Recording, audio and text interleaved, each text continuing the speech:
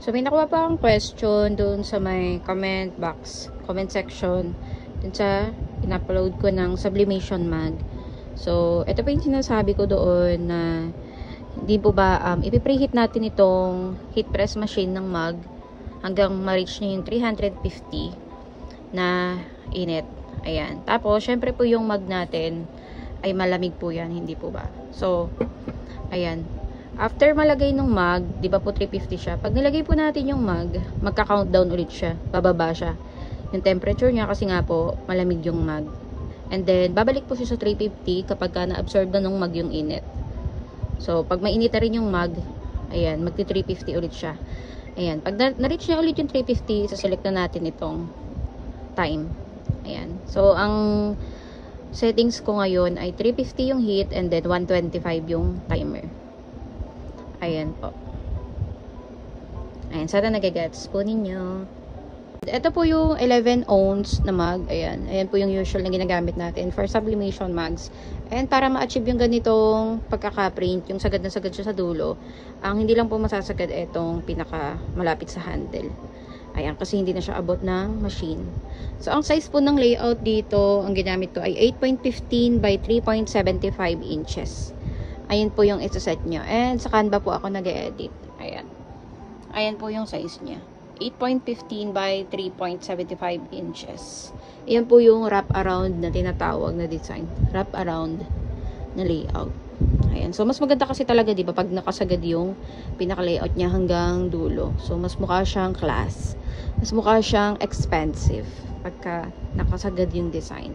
Ayan, kasi before yung ginagawa ko, hindi ko siya sinasagad dito. Kasi sinunod ko din yung mga tutorial dito sa YouTube na napapanood ko or sa TikTok or kahit sa ang video kong pinapanood ng mga tutorial. Hindi siya sagad kasi sabi nila hindi daw maaabot. So, kailangan mo pang mag-move. Pero ito nga, tinry ko. Gumawa ko ng 30 pieces. Ayan. Ayan, patapos. Pang 30 pieces. Tinry ko siya. And, ayun yung settings ko. 350 yung heat and 125 yung timer.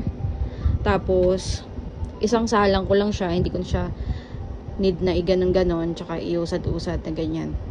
Isang salang lang siya and then tapos, maganda yung pagkakaluto niya. So, ayan, tapos na yung timer. Papakita ko sa inyo. So, tatanggalin ko na siya dito. Ayan, so tatanggalin ko na siya dito sa machine. So, careful lang tayo kasi sobrang init talaga niyan. Ayan, sa mga magi-start pa lang ng sublimation mags. Ayan, sobrang init niya kaya careful. Kaya yung iba nagmamag. Pero pagka na-master nyo na, kahit hindi na kayo, nagga-gloves. Yung iba nagga-gloves. Pero pag na-master na ninyo, ayan, lagi kayo nagsasublimate ng mugs. Ayan, kahit wala na kayong gloves, okay lang. Master nyo na yan. Kakawit-kawitin nyo lang ng kuko. Wag nyo kakawitin ng anything like metal, yung parang chani na manipis. Wag kasi magagasgas yung mug natin. So, kuko lang. Ayan. So, ito yung sinasabi ko sa inyo. Ayan, nakikita nyo yung pinaka layout niya. Ayan. Sagad na sagad siya magkabilang dulo. Tapos, ayan lang yung pinaka edge niya. Ayan. So, maganda kasi talaga siya pag nakasagad. Iyon yung napansin ko. Mas mukha siyang mamahalin yung pagkakagawa. Ayan. So, ayan. Ingat kayo kasi sobrang init talaga. Just let it cool first bago nyo tanggalin. Pero ako, ayan, sanay na sanay naman ako. Kaya kahit kakatanggal ko lang sa press machine, tinanggal ko na yung pinaka sublimation paper para nga makita ninyo.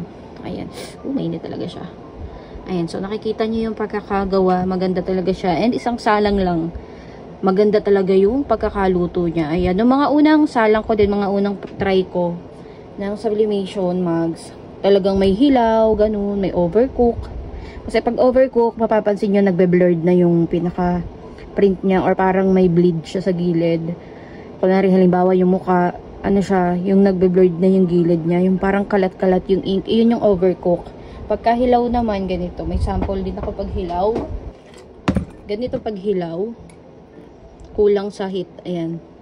Hindi kompleto yung print sa gilid. Ayan. Tapos, ito yung sinasabi ko sa inyo, ayan, before. Ito kasi reject to. Ayan yung before, hindi ko siya sinasagad. So, mas maganda, di ba? Pag sagad yung print niya. Mas social sa tignan. So, ito, ano kasi to, ayan. Reject dati, matagal. Matagal na to. So, ito, hindi ko napansin, mayroon palang nakadikit na thermal tape. Kaya make sure nyo, bago kayo maglapat ng sublimation paper or ng layout, ay linisin nyo muna yung pinaka-mug. I-check nyo kung may mga nakadikit ba dyan. May alikabok, may tape na nakadikit. Basta linisin nyo muna. Merong nabibili na nyo parang roller na may dikit. Ganun. Lilinisin nyo or punasan nyo muna ng malinis din na cloth. Ayun. So, nakikita natin yung difference. Mas maganda talaga kapag nakasagad yung pinaka-layout. Ito pa yung isa kong sample. Ito kasi yung mga basag na mug. So, ginawa ko na lang siya ng sample pang display. Ito yung mga ano kasi ito sa delivery. Ayan. Kasi umorder ako ng mga mugs ko online lang din sa Shopee. Ayan. So, hindi talaga maiwasan minsan na meron talagang damage item. So, ayan. Maganda siya pag nakasagad talaga yung print. Ayan. Nakikita niya, diba? Maganda siya. So, ayan. Tandaan niyo po yung pinaka-layout size niya. 8.15 by 3.75 inches.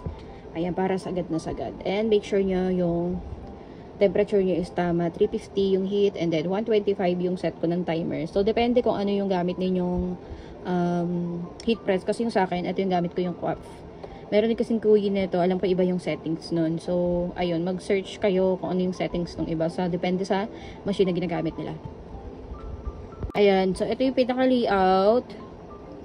Ito na yung pinaka-cut. Make sure nyo na nakat nyo talaga yung gilid para maiwasan yung mga unwanted print after na ma-heat press. Kasi minsan may sobrang linya, may black pala sa gilid na hindi naman kasama sa layout design.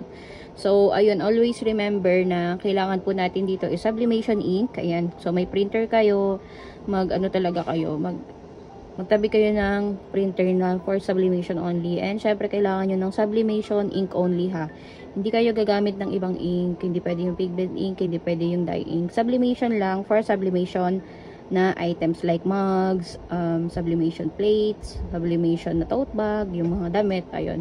Kasi sabi nila, may nagtatanong kung pwede daw ba yung ibang ink or hindi sublimation. So, hindi po talaga pwede kasi naka-specialize yung sublimation ink sa mga sublimation items.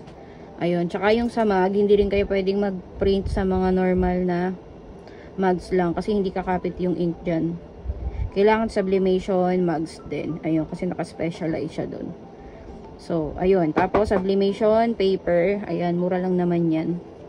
Lalagay ko lahat ng links dyan sa description para pagka titingin kayo ng items or bibili kayo. Ayun, tapos, ayun, tandaan nyo bago kayo mag-print, i-check nyo kung naka-mirror kasi kailangan naka-mirror siya. Para kapag tinransfer na pag na-transfer na yung pinaka-image doon sa baso nyo, ay tama yung print. Kasi ako before, na-try ko na din yun, nagkamali ako nung mga una. Hindi ko na-mirror yung pinaka-image, kaya nung nalipat na siya sa baso, paligtad siya. Ayun, so kailangan i-mirror nyo muna. And then, kapag ka na-print na siya, ayan. Ayun, makikita nyo naman yan siya. So, ayun, ito yung, ganito ako maglagay nung pinaka-print. Ayan. So, tatansyahin nyo siya kung pantay. Ganun. Ayan. Makikita nyo naman kung pantay ba yung layo nila sa magkabilang dulo. Tapos, iti-tape ko lang siya dyan. Ganyan. Tapos, lalagyan ko pa siya dito.